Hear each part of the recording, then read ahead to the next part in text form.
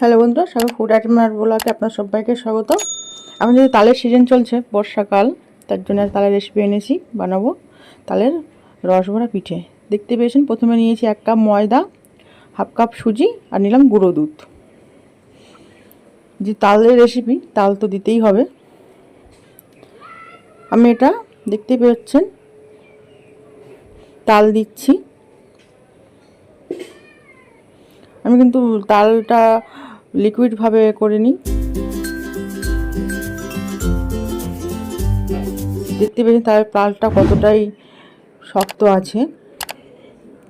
অল্প অল্প জল দিয়ে এটা মিশিয়ে নেব।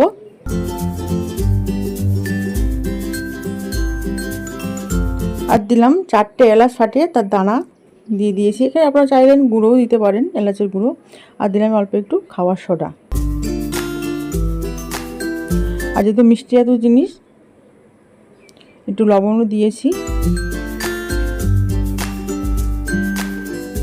ভালো করে মিশিয়ে রেখে দেখতে পাচ্ছেন কড়াইতে তেল দিয়েছি, সাদা তেল।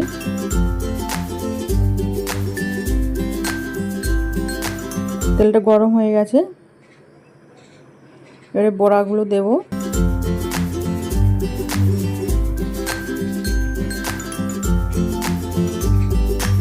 এই সময় গ্যাসের ফ্লেমটা কিন্তু মিডিয়াম রাখতে হবে, বড্ড হাই দিলে কিন্তু তলায় ধরে যাবে বড়াগুলো। গ্যাসের ফ্লেমটা আস্তে দিয়ে বড়াগুলো ছাড়তে হবে।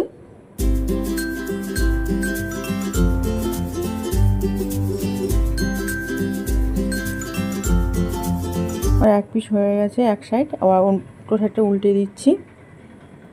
দেখতেই পাচ্ছেন কত সুন্দর কালার আসছে।